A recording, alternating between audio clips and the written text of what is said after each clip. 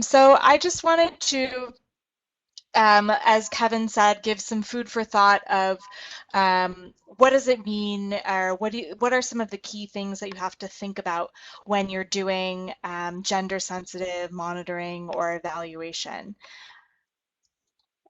Just a quick introduction to the Population Council. We are an international nonprofit, non-governmental organization that conducts research worldwide to address critical health and development issues.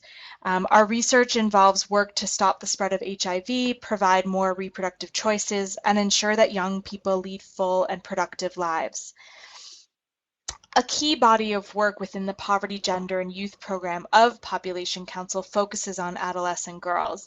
And we currently have globally 7 different randomized control trials that have enrolled over 50,000 adolescent girls across the globe, really looking to use evaluation to determine what works and doesn't work and why for adolescent girls. So we have a lot of experience around the kinds of questions that we would ask, what it actually looks like in the field, etc. And just as background in general, we take an asset building approach to working with adolescent girls. So taking a lens that girls need a combination of social, health, and economic assets in order to make a safe, healthy, and productive transition from being girls into being young women. And that combination of assets is really what sort of fuels how we think about what we measure. And so I give that as background to some of the thoughts that I wanted to share about what does it mean to do gender sensitive M&E. So I think the first aspect is that you have to have a clear picture of what is your definition of success for your program. What do you envision for your beneficiaries? What do you, if you've done the best job that you possibly can with your program, what kinds of changes will you have made in their lives? And I think part of really getting gender sensitive means going beyond just the outputs, right? So going beyond number of savings accounts, the number of businesses opened, the number that have participated in a vocational training program, and because I think the topic of this webinar is going beyond gender disaggregated data. So of course you would want to have data on the outputs, and you'd want to be able to compare boys and girls, males and females on the outputs, but I think we're beyond that, as Kevin said. So we need to go beyond that and thinking about our definition of success. So what would you envision for your program beneficiaries? You know, a year after they've completed your program, 2 years later, 10 years later, and how might that look different for girls and boys, right? Do you maybe envision for girls that it also delays marriage? Maybe for girls and boys, it increases the number of years that they stay in school, or maybe some of them go back to school. There's a whole wealth of whether it be health or education or life skills, things that might not be the core business of your program, but that you might then affect. And how might those effects be different for girls and boys? So maybe you are able to delay sexual debut for boys, but not for girls. Then again, I think you need to think about what are some of the non-intended consequences of your program. So we're all in this business to do sort of the best by the youth, the boys and the girls that we're working with, but sometimes there might also be some non-intended consequences, sometimes positive, but I think that's what I was talking about in the previous bullet, but also some negative consequences. Maybe they're then being exposed to certain things that they wouldn't have otherwise been exposed to, especially if they're entering the workforce. They might be exposed to some kind of exploitation. They might be exposed to different kinds of people. If they are taking out loans and starting businesses again. So there might be some non-intended consequences, and some of those things might affect girls and boys differently. So once you've had these conversations with yourselves, with your team, you know, if you want to be youth inclusive, even having some conversations with the kinds of beneficiaries, excuse me, that you want to reach, then you need to measure that, right? So now that you have a picture of what are some of the other positive or negative consequences of the program, if you don't ask questions around those elements, if you don't measure that, then you won't ever know if you had additional effects beyond the output level. And then if you think that some of these effects really might be different for boys and girls, if you don't measure that, if you don't choose indicators that reflect those changes, then you won't be able to say how your program might have had a different kind of impact for boys and for girls, or for young men and for young women. So again, as I was saying, you really need to make sure that you're measuring beyond the output success, right? So beyond just numbers of beneficiaries reached or number of financial services, but beyond that, and specifically around what you think will differentiate between boys and girls. It's the only way to really fully understand the kind of difference that you're making.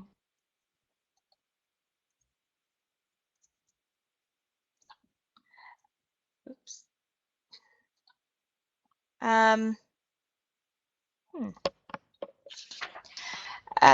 One of my slides is missing here, but I'll tell you what I wanted to share with you, was that an example of unintended consequences from a population council study. So we were evaluating a program, a savings program for adolescent girls ages 10 to 19 in Uganda, and that we had three different components to the program. So we had a group of girls, or three different arms in our study. We had one group of girls that only received a savings account. And then we had a group of girls that received a savings account, plus they participated in a weekly girls group that was facilitated by a female mentor, and they received financial education and training on other sexual and reproductive health topics, as well as life skills. And then our third group was a control group. And so the core, you know, you could say if you took a narrower perspective, or if you on this, that you would success would just be strengthening these girls' economic assets. That was sort of one of the main objectives of the program, if not the main objective. However, what we found was that at baseline, we also measured experience of sexual harassment and violence. And what we found was that at baseline, all three of our groups, the savings only, the sort of savings plus, or the full package intervention, and the control, all had a similar level of experience of sexual harassment. At about 10% of those having been touched indecently in the last 6 months, about 20% who those reported being teased by men in their community. And at Endline, after a year of participating in the program, for the girls who received the full program, so they opened savings accounts, but they also participated in this these weekly sessions with other girls, as well as for our control group, there was no change. So they didn't have an increase or a decrease in their experience of sexual harassment. But for girls that were in the savings only group, they were 3 times more likely to have been touched indecently by a man in the last 6 months, and 2 times more likely to have been teased by men. And so this raises a whole lot of issues around what kinds of risks girls might be facing in different kinds of economic strengthening programs. And I don't want to go too much into sort of why we think we saw this and what else the council is doing to better understand the relationship between economic assets, social assets, and sexual exploitation. I'll just give a note that I'm going to give a presentation on that at the upcoming Global Youth Economic Opportunities Conference in Washington, D.C. in October. But for us, that was a very critical finding, and I think it's very important to understand that some of what we're doing to strengthen economic assets might have these sort of non-intended consequences. And the overall point is that if we hadn't also measured sexual harassment and exposure to violence and these kind of indicators, we would have never known that this was a consequence of our program for the girls who were only saving. So it's just one example of by including these kinds of indicators, you are able to engage in more gender-sensitive M&E. So just in conclusion, gender-sensitive M&E goes beyond gender disaggregated data, although please don't forget that. That's very important.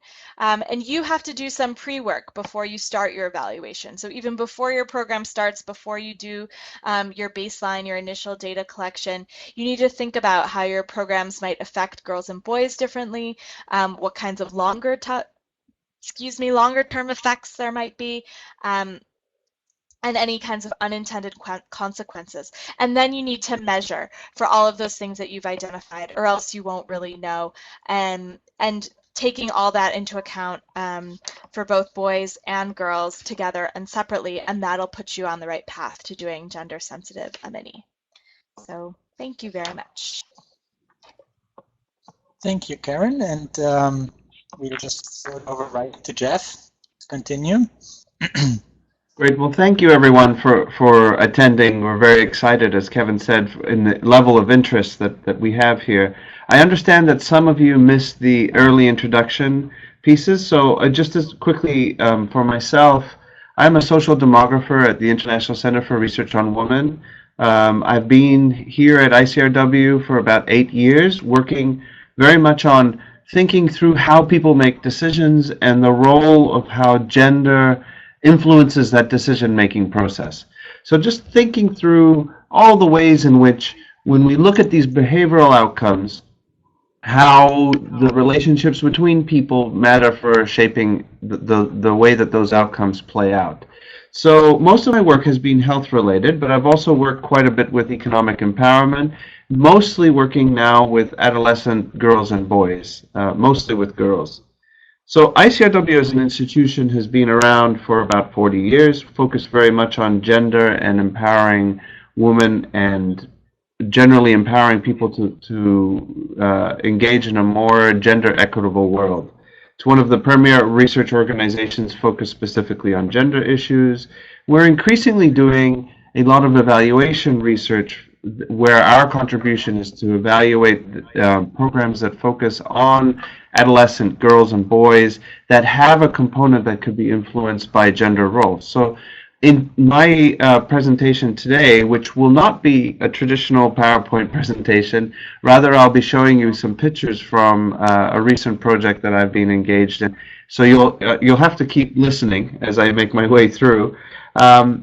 But we've been doing this evaluation research and capacity building around both programming and evaluation for quite some time now, and have some, I think, what I hope will be useful insights. Most of my recent work has been in Ethiopia, working on a project implemented by CARE Ethiopia that focused on delivering health and economic empowerment training to rural married girls. So I'll start by flicking through these pictures, and I'll be talking the whole way through. Hopefully this won't be too difficult for those of you listening to follow. So thinking through, why is it that we need gender sensitive or gender responsive M&E systems? Well, thinking about what we're trying to achieve in program evaluation, generally program evaluation is designed to provide information on what is working and what isn't working in terms of an intervention or a program. But unless you think carefully about the role that gender can play in shaping how your project works, you won't fully understand a process of change. So we have to think that men and women can experience your program in very different ways, or boys and girls as well. And if you don't understand that, you'll be missing a key component of what's happening in terms of the functioning of your program. So in not taking gender into account, you're failing in a most basic way in terms of the goals of actually understanding why you're evaluating the program. So thinking about it in terms of social interactions, I think, is particularly useful. And understanding how gender influences virtually every social interaction that we might be interested in, including decision-making, ability to take advantage of the opportunities provided by a program, and how the main messages of the program can be perceived and integrated. And we often don't do a good enough job of understanding or thinking about how gender inequality, gender norms, and what those mean for those social interactions that are key for changes in behavior influence our programs. And in thinking of from an evaluator perspective, if it's influencing how effective the program is at the individual level, it will also be influencing our ability to assess whether that program has worked at all. So we may be either overstating or understating the effects of the program simply because we haven't thought carefully about who is experiencing it and how.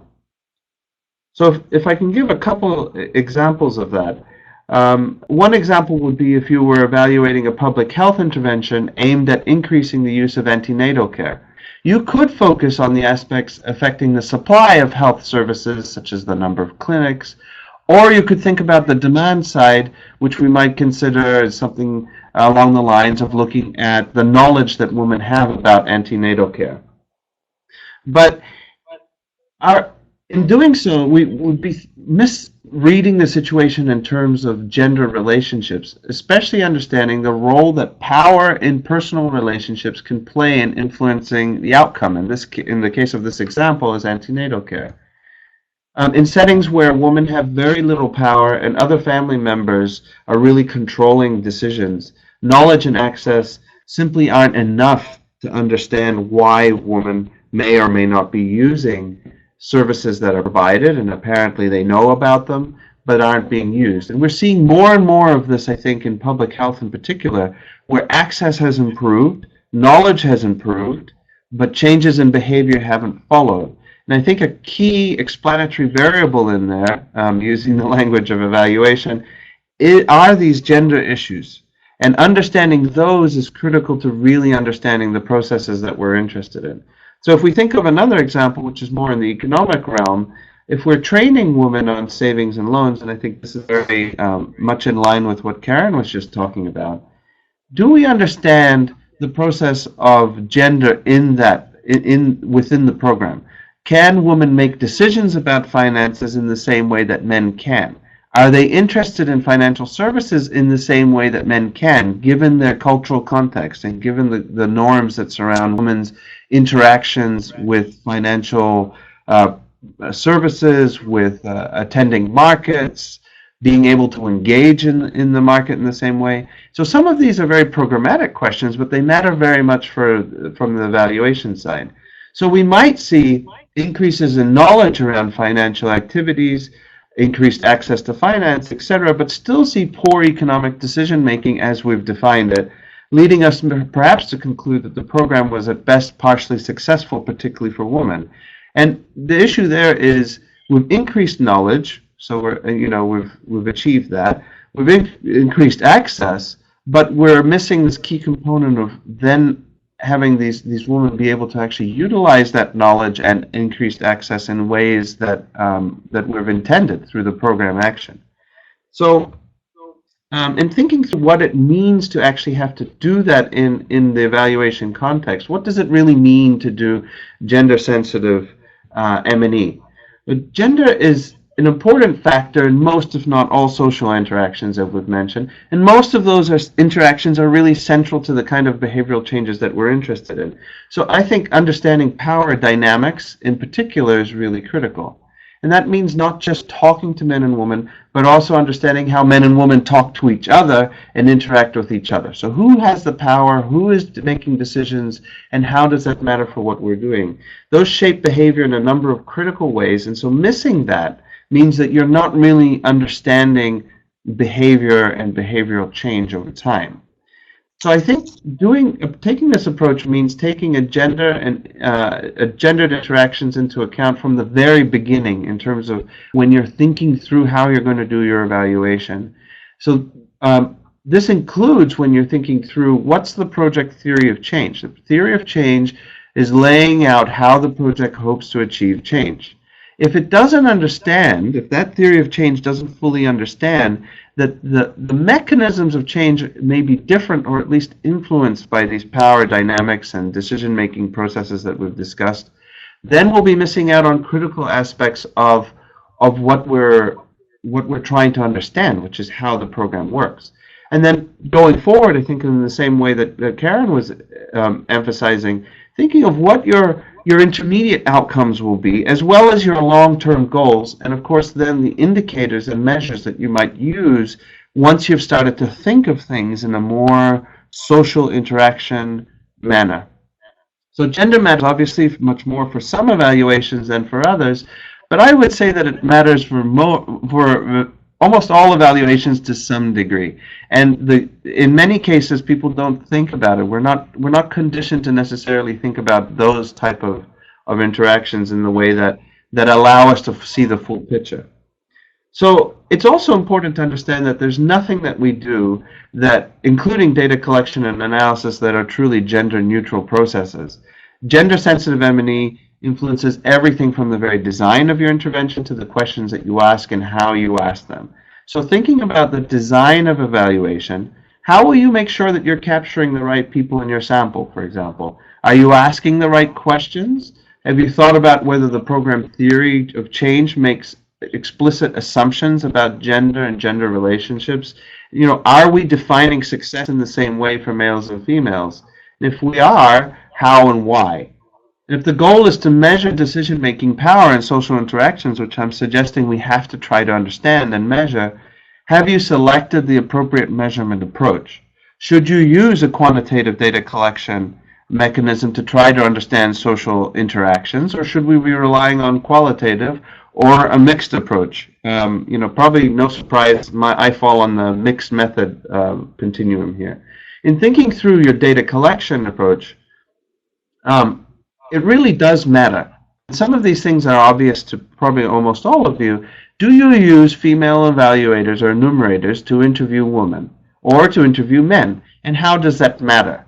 If you're discussing something that's quite sensitive, do you really need to have women enumerators asking those questions if you want to get the correct answers or correct true answers?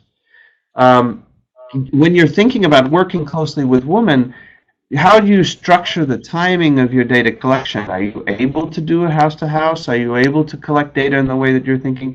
Are we able to protect confidentiality and privacy? Are those norms different for men and women? Those are things that we have to think about if we're trying to collect data from both men and women.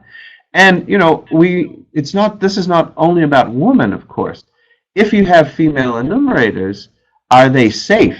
Are they able to travel freely in these areas? Are they able to ask questions of men? Are they able to question them about certain issues? So those things matter in a very practical way, right at the stage of thinking through your data collection. And then when you come to analyze those data, are you really thinking through all the ways that gender matters in shaping your outcomes? In the examples that we've given above, that we were just talking about, failing to control for things like the nature of communication between spouses. If spouses aren't talking about, for example, in the case I was giving before, of using antenatal care, if there's no discussion about that, and given the cultural context, men are making most of the decisions, then simply informing women is step one. It's necessary, but it's not sufficient. Enabling and empowering that discussion and relationship is critical. It's a critical step for getting to that next stage. If we don't measure that and we don't focus on that, we don't conceptualize it in that way, we're missing out on these critical aspects of things. So then that brings me to my next point, thinking carefully about what is it that we want to measure if we want to do gender-sensitive evaluation. In thinking through the nature of social interactions is critical, particularly decision-making. Who is making decisions? How are they making it? How are they interacting with each other? And how can that influence your project outcomes? And again, from a programming side, some of this is very logical, but it really matters very much for our understanding of or our ability to assess the success or lack of success of that specific program. And again, thinking through how have men and women perceive the intervention, or how have they worked with the program? Is it perceived in the same way? Is a program that encourages a petty trade or small income generation in urban areas, for example, is that Is that perceived in the same way by men and women? Are they taking advantage of it in the same way? Are they safe in the same way? Or are we putting certain people at risk by promoting this type of program? Are we thinking through the different pieces of that? And then, having said that, what does that mean for how successful that component will be in terms of the broader outcomes that we're interested in? So what are the real benefits of doing that? I think the first one is that you get a much truer picture of how all participants, men and women, boys and girls, experience the program, and gives you a better idea of what actual success will look like in a program context. And I think that it gives you also a much better understanding of unintended consequences, both positive and negative. I think Karen provided a great example of how that could work in a real world setting. And I think exposure to violence is a really important part that we don't necessarily think of in terms of program design, but from the evaluation side, purely as an evaluator, really shapes how people experience the program and how they will view it and how successfully it can be actually considered as an intervention for them. But then on the positive side, and I'll give an example from my work in Ethiopia, we had included a negotiation component, or CARE Ethiopia in designing the program had included negotiation skills. But the negotiation skill training was really focused on very specific outcomes, like negotiating around health access, negotiating around microfinance use, that kind of thing. But what we found when we actually spoke to the girls afterwards was that simply giving them a platform and a framework for communicating with their spouse allowed them to communicate across a whole range of other issues which we had never really anticipated. And in doing so, had really improved the quality of their relationships with their spouse and had changed their ability to take advantage of the types of increased knowledge and access that were also introduced as a part of the program. So thinking carefully through these things really helped us understand how the program that we were evaluating had or had not reached all its intended targets, and how we should measure them. And I think Karen's point is really critical. If you do not measure, you do not know. So this can be through qualitative ways or quantitative. But if you don't ask the question, you will not know how much it has mattered. So I think often some of the most important things are missed, and they're right there in front of our noses. And gender is a critical one of those. It's a great example of something that's there, it's pervasive throughout, but we often don't measure it, so we don't understand it. And I think a critical message I would leave is do think carefully about it, do try to measure it, and think of ways in which you can incorporate that into your evaluation strategies. Thank you. Thank you, Jeff. That was very enlightening. And I'll just jump right into the questions. I want to pick a question first of Janine, who asked the question to Karen, and she's asking, in defining your indicators and definitions of success in the design stage, did the Population Council engage girls in the target population, and if so, how? And I want to almost level it up one bit, because what's behind this question, I think, is almost also another one. Both of you have talked about anticipating outcomes, anticipating differences, anticipating unintended things. And not all of us are gender specialists or social demographers or so. So what could you recommend to practitioners, both Karen and Jeff, maybe briefly, on how to go about getting that information? Would you involve local women NGOs, research organizations? What do you think practitioners can concretely take away? Karen, want to go first? Sure. Can you hear me? Yeah. Okay, great. Thank you for that question. I think it's a good one. I would say two things specifically on the study that I talked about. Yes, we did do what needs assessments or market research with girls of similar segments that were going to be participating in the program, both to inform the intervention design as well as to inform what went on to the questionnaire. So understanding their the girls' situations, their lives, issues that they might be facing, etc. So I would say that together with, we also, as I had mentioned, the council has been doing work with adolescent girls in East Africa, in other areas of sub-Saharan Africa, and globally. And so a lot of issues that have come up in other programs, we're able to learn from that, questions that have been asked on other studies that prove to be produce very interesting and important and relevant data, we're able to incorporate. So it's a combination of sort of general background and experience in working with these kinds of populations, but also there is no such thing as cut and paste or copy paste. It doesn't work. So we did do some context specific needs assessments prior to starting. And then I think to answer Kevin's question about, if I understood it correctly, about sort of where to go for this kind of information. Yeah, how do you go about, a process and when you come up with all your outcomes and so on? So how, what's the process? You mentioned maybe needs assessment but, practically, because we may not all have in our minds all the unanticipated things that may happen and so on. So what can a practitioner do? Sure. So I think it's important to talk with a couple of different kinds of stakeholders, and Kevin, you mentioned some of them. So clearly, I would advocate for talking to girls themselves or boys. If you're working with girls and boys, I'm just biased because of my experience. So that's a key place to go. But I think also talking with parents and understanding what issues are on parents' minds.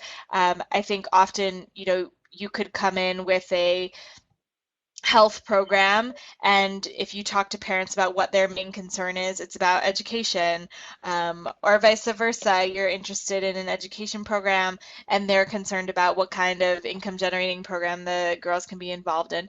So I think that and then there's also key community leaders and others working in the community that can give you, like as local community-based organizations, NGOs that can give interesting or important insights into some of the issues going on that you might want to collect data on. And then another source is to look at the literature of other kinds of studies that have been done on similar topics, and what are some of the issues that other programs in similar or slightly different contexts have grappled with or have faced, and then making sure to include some of that in your work as well. Okay, thank you. And I want to move to another question from Eleanor. So she works with the donor committee for enterprise development, and now it's a question more about sort of the actual process of data collection. So we move to some of those.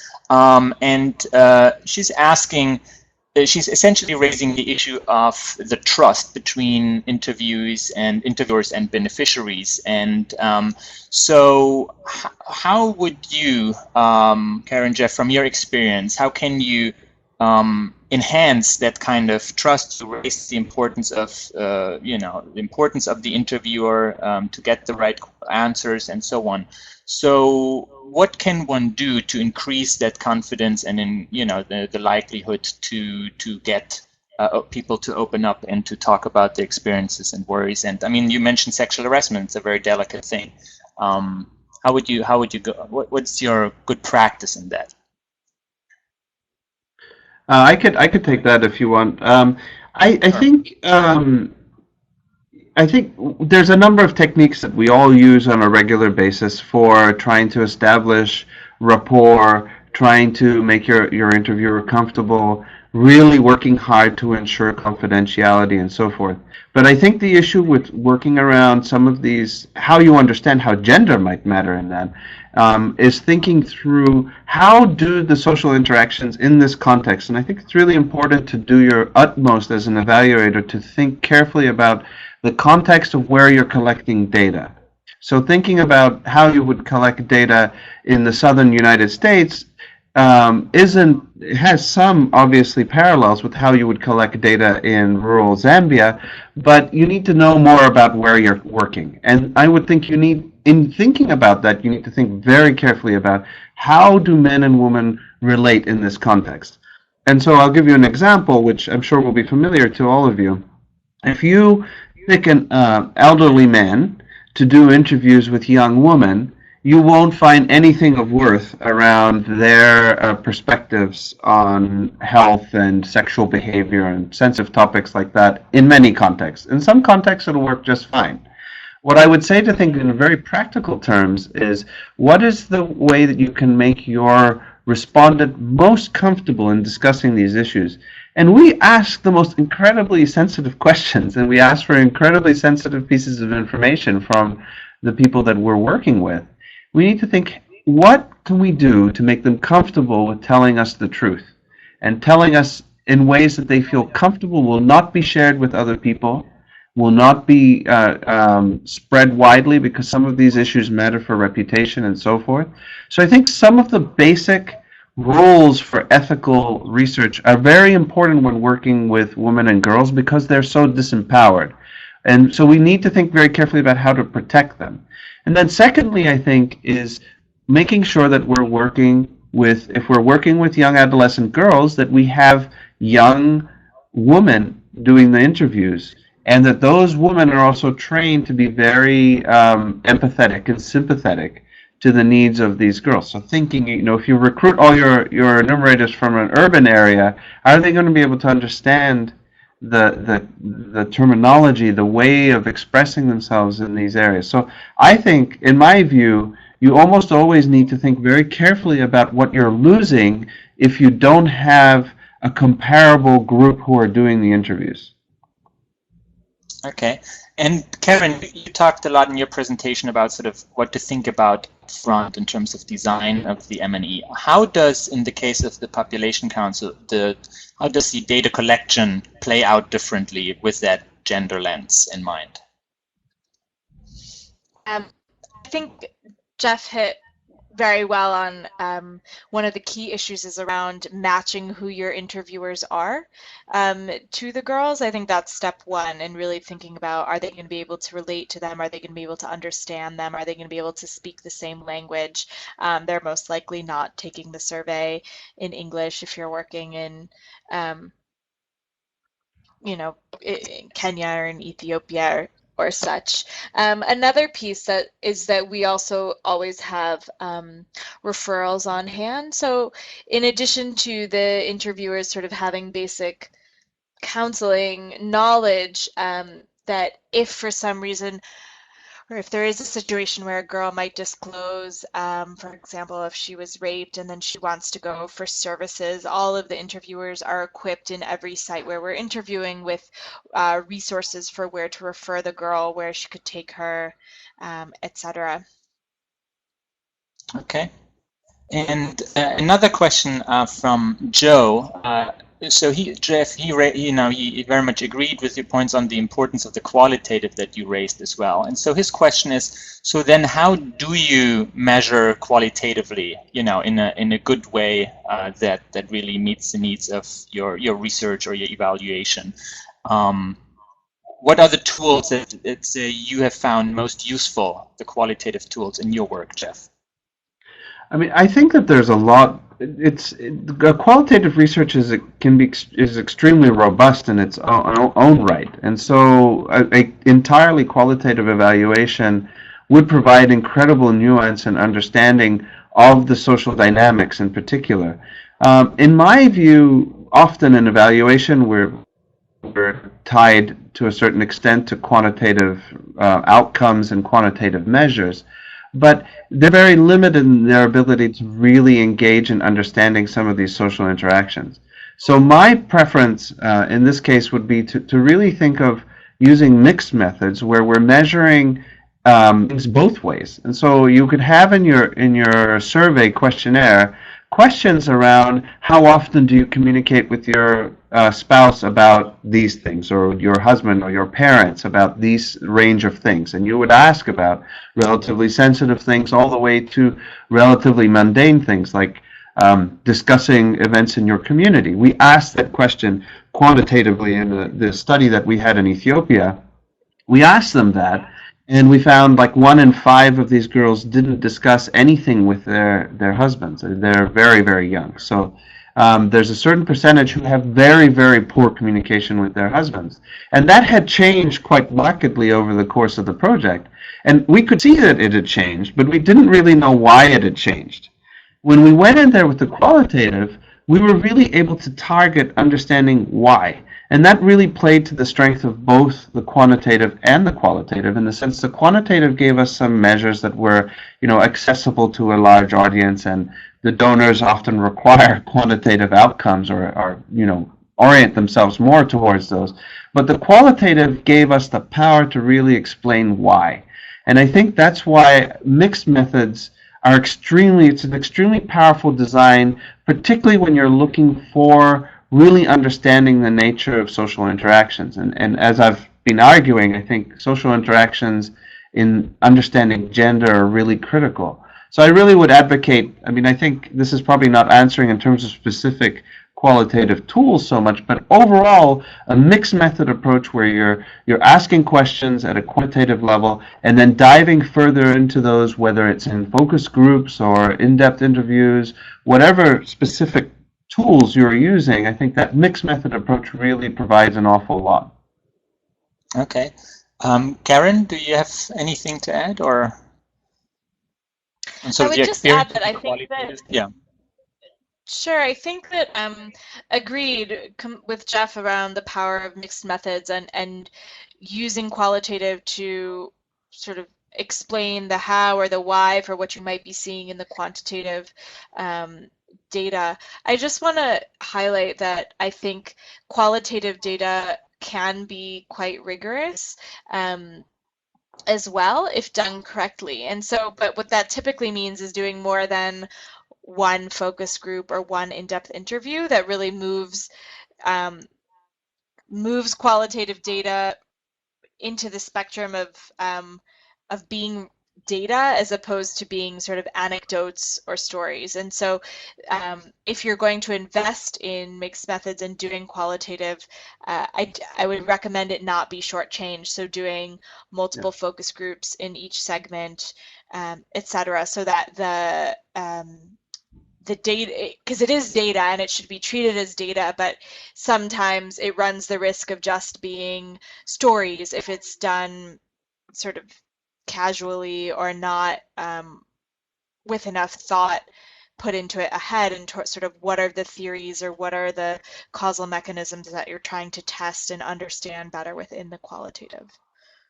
Okay, so I'd just say I completely agree with that, and I think that, of course, quantitative can be done poorly too.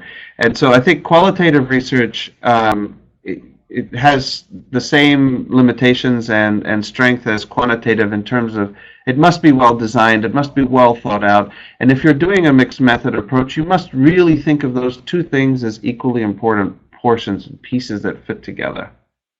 So let me pick a question from Anthony in Kenya, and so he mentions that, what I think reflects the experience of many other NGOs, they usually conduct focus group discussions, right, as part of understanding their impact and so on. So how can they be sure that they do it well? Can you give some, concrete examples of how do you, you just mentioned don't just do one maybe, but also in terms of running focus groups, do you have some practical advice to make this, well gender informed as well?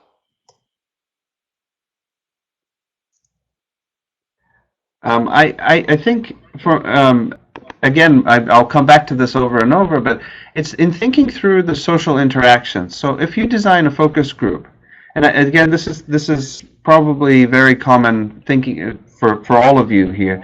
In designing a focus group, it's really critical to think about what the social interactions are within those groups. So there are times when you would want to put men and women together in a focus groups, but there are other times when you really need to keep them apart. So thinking through practical terms, what does it mean when you have a man and a woman together in a focus group? Does it mean that basically the man dominates the group? Does it mean the women are reluctant to fully express their opinion on things? So those are, I think, gender makeup of the groups is a simple one. Another one that's an overlay on that is age. So we know that many societies are quite heavily stratified by age, so to think about that as well. And I noticed from looking at the question that the focus groups are designed to collect information from a diverse group of people. So if you're working with women, for example, you really do need to think about how do they interact with their husbands, so speaking to their husbands, or maybe their parents, or their children, or their siblings, depending on the context. So I think thinking carefully about, again, it's about social interactions around a specific outcome. And then I think really very much emphasizing, I think, and agreeing with Karen on her point around really designing this in a very structured way. So I think good qualitative research, which there's a great deal of, really thinks very carefully about issues around things like sampling. Who do you talk to? Things about issues around the generalizability of data. All those issues are equally applicable to qualitative and to quantitative research and should be very carefully thought of when you're designing your evaluation. Okay, and so want to ask a question more about. Yeah, please. Oh, sorry. Yeah. It's okay. I just wanted to one tool that the council has used in different settings qualitatively that I think, just getting at Anthony's question around making sure that these focus groups are gender sensitive, is also you can ask if you're to use participatory techniques within your focus group. So not just asking questions and relying on verbal responses, but also having the participants in the focus group do activities. So for example, we've done some around community mobility and accessibility. So what within a community, for example, is safe and accessible to girls, and at what time to boys. So in doing these focus groups, you can have them say, okay, draw a picture of your community and now mark with a red marker all of the places where girls can go during the day.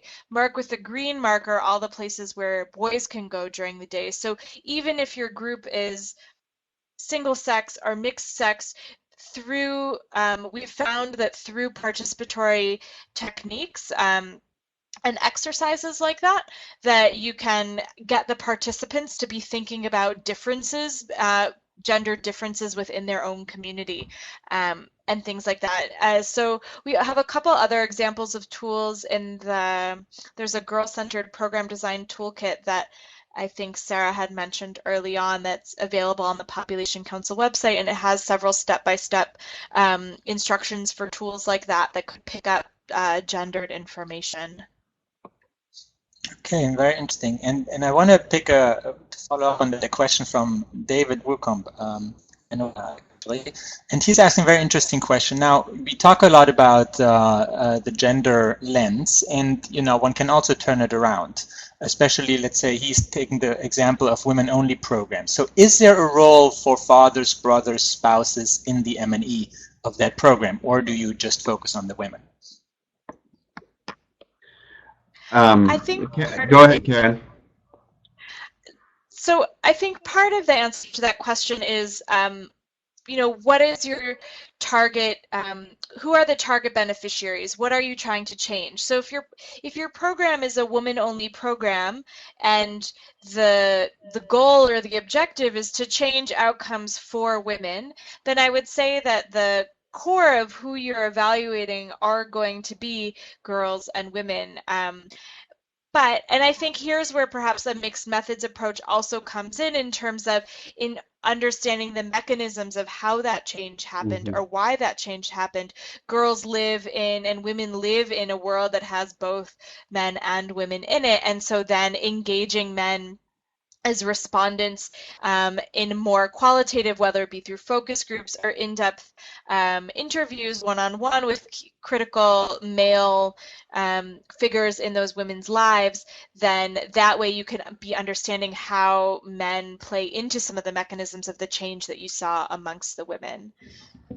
Yeah, I completely agree. I think you won't understand mechanisms unless you speak to people more broadly. And we know that in many contexts, the key gatekeepers for all kinds of activities are men in the communities, whether they're siblings or uncles or fathers. And so understanding the people, in thinking through decision making, power is really important. And I think that in some contexts it'll make much more sense to talk to a wide range of male decision makers or gatekeepers, as we typically refer to them. And in other cases it may be less important. But I think in thinking about exactly those mechanisms that Karen was talking about, that's how change happens. And if we don't think about that, if we don't ask about those, what we're going to be able to see is, it's the typical black box of evaluation. We see the change and we don't know why. And I think that this is where really thinking about gender and power and social interactions as key to understanding outcomes is really critical. Actually, that leads me to a question, and that's the last one on data collection. Let's say I'll pick here from Nora. She asked, how do you measure changes in power dynamics, Jeff? Are there a few specific pointers or that you can mention? I mean, I think that again, a mixed method approach is really helpful here. You can ask questions. There are quite well established decision-making questions on the quantitative side, where you're asking about, for example, in the economic realm, is are you able to sell this list of assets? And you can ask by asset. With permission, do you require permission? Are you able to do, that kind of setup of question? Or even for example, being able to engage in petty trade in the market. Are you able to go by yourself to these places? So thinking about social mobility, those kind of things, and decision making within those contexts can be measured quantitatively. But I think it's really important to understand that there's some really serious limitations to that, because you'll see the change in terms of moving from everyone answering can only do this by myself to answering jointly, or the vice versa. What we found in Ethiopia was we had this program which we were sure had worked very effectively, and I believe did, but what we saw was when the girls who were more empowered were not saying that they were able to make decisions by themselves more. They were saying that they made more decisions in conjunction with their husbands. And when we explored that using qualitative data, we found that that's because they were finally communicating more effectively with their husbands, and they wanted to make joint decisions. They did not necessarily want to be making decisions on their own. So I think that the nuance that you get from a qualitative piece mixed with the numbers that you get from the quantitative can give you a very powerful story. Okay, and I'm aware of time, so I'll start sort of coming to an end here. But so we've talked about M&E design, we've talked about data collection. Karen or Jeff, is there some advice you would give to practitioners in terms of the analysis stage? What's the most critical thing? Obviously, you don't maybe just want to present the data, you analyze what accounts for the variation. Is there something you want to give people on their way?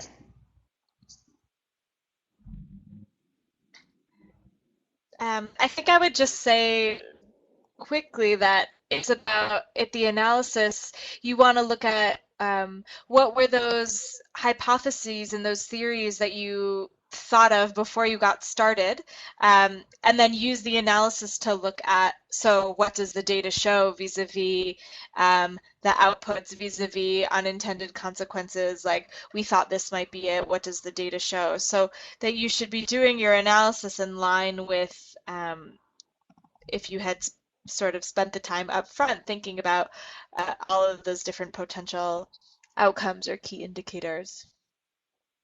I would agree, and I would think as well that in doing the analysis, if you were thinking of doing a quantitative analysis, then you need to effectively control for the right things. And gender power and so forth are important things to control for if you want to understand the effect of what's going on.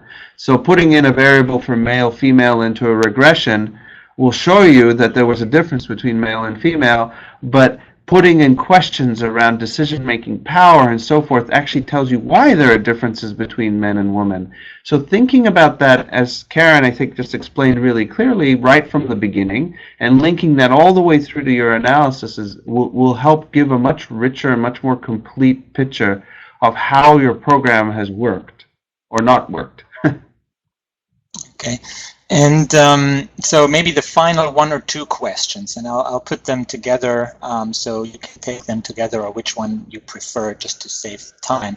The first is, we've heard a lot now what one can do, and maybe would like to hear from you both whether you think, obviously there are always trade-offs involved. I mean, one can not do everything. So where would you say, should every project have gender-sensitive NME, or, how much is sort of the minimum standard? So that would be the first question, if you want to respond. And my second, I'll throw it right out there with you. And it's a question from Sierra, and it's a bit of a philosophical one, but it's a nice one maybe to end.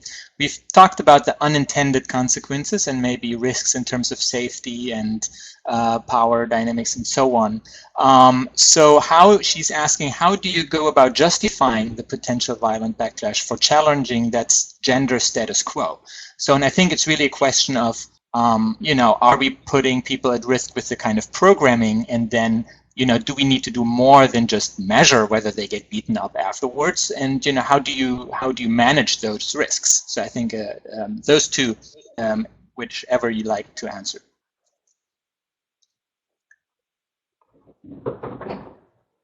Karen, if I'll go first maybe, and then you can go. Sure. So I think I do not think that gender is equally important in every program, but I think it's important in all programs one way or the other. And I think the key thing is here to think about that from the beginning, to say, how does gender matter? And it might be that you really feel that it doesn't, that those interactions between men and women are not going to influence your outcomes in a way that really matters much for your evaluation. So that's fine. But the key thing is that you've thought about it, that you've really sat down and said, how is it going to matter for men and women? How does it matter at all these different stages? And I think when you do that, very often you find that there's points in the theory of change and things like that you need to think more carefully through. And then in terms of risk and so forth, I think the example given is really something that programming needs to think carefully about, but it also comes up in evaluation. If, for example, men feel that their wives are giving information about violence and so forth that could be threatening to them, they may respond with more violence. So we do need to think very carefully about how we introduce ourselves to households and communities when we go in to do research, how we describe what the research is about, and how we protect women and girls and other vulnerable people in doing our research. And this is a basic fundamental question about doing ethical research. It's just that thinking about it in a gendered way really helps you understand who are the vulnerable people that we need to protect in a classic sort of IRB setting, and thinking about protection of subjects. I think that's key to all research that we do. Thanks, Jeff. I think you said a lot of what I was going to say, so I won't repeat, but just to add on the second point that, sort of, are we being responsible if there's potential backlash? And I think two things. One is that it's not intentional, right? The goal is to improve gender dynamics, and so I think it makes an even stronger case for doing this gender-sensitive M&E, because if we're not measuring these potential negative consequences, we won't know that they're happening, and we won't know not to make these mistakes again in the future, or we won't know how to adapt our programs in the future so that we are still able to build assets and do gender empowerment without having these negative consequences, or with having as few sort of negative consequences as possible. But we do it with the hopes that the broader benefit, or the longer term benefit, in the end is worth it and is greater than sort of perhaps some of the small, shorter term challenges that we want to uncover through research so that we can avoid them and learn what mistakes not to make again in the future. Thank you, and I'm afraid we have arrived toward the end of our time, so let me just try to give a brief summary of what's said. Obviously, I won't be able to do justice to all the richness that has come out, but just to maybe reiterate a few points. So I think Jeff and Karen both made very clear, I mean, the why do we even care? And Jeff mentioned really that gender differences shape all aspects of our programs and their effectiveness. So that's just a reality that we have to take into account and through our evaluation as well. And the last point, I think, and Karen, you mentioned, it even is an ethical responsibility in many ways. Obviously, the programming really does a lot, but the monitoring evaluation is able to pick up on that and is picking up on the unintended things, which maybe we don't want. And there is that responsibility to do no harm, of course, at the very least. And so so that's why the M&E is extremely critical. Now, in terms of design, what we have heard is really to think about it, the gender dynamics and the possible changes from the very beginning. What does success mean? How is it different for men and women? And to go beyond just outputs, but really go more on the outcomes. But even there, to say, how do we expect those outcomes to be different between men and women? And what that really means is to anticipate underlying reasons for why they could be different, right? It's to understand the constraints and then monitor them, and we heard from Jeff, how important gender relations and social interactions are, and that, measuring things such as decision-making, power dynamics, safety, and how men and women perceive an intervention differently is extremely informative in understanding our programs. So, gender disaggregate indicators are important, but they are obviously not enough, and really our whole theory of change has to be informed with those underlying assumptions about gender and gender relations.